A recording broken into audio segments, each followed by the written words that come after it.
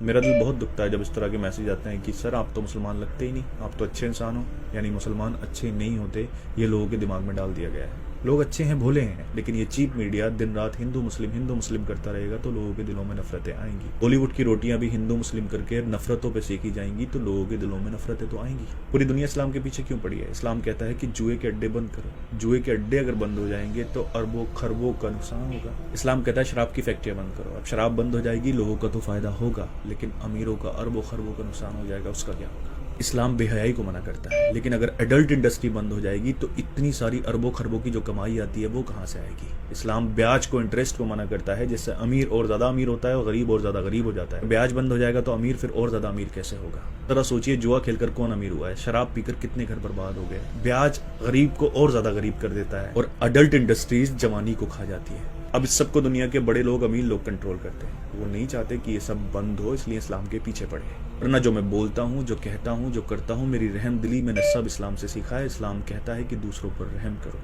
अगर तुम्हारा पड़ोसी तुमसे नाराज है तो तुम्हारा रब तुमसे नाराज है।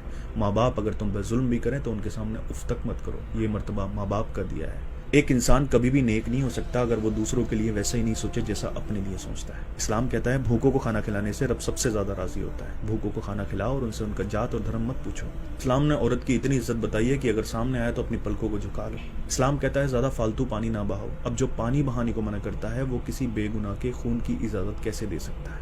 लोगों के दिमागों में कुरान के गलत मतलब डाल दिए गए कि काफिर जहां मिले मार दो। कुरान इंडिया में तो नहीं आया ना, अरब में आया, हिस्सों में आया। जंगें होती थी, कुरान की आयत आती थी, उनमें बोला जाता था कि इनके साथ ये करो वो करो। उन आयतों का गलत मतलब निकाल कर नफरतें बेची जा रही हैं, लोग अपने फायदे के लिए इस्तेमाल कर रहे हैं। मैं हमेशा कहता हूँ कि दिल में नफरत रखकर हम किसी के साथ इंसाफ नहीं कर सकते।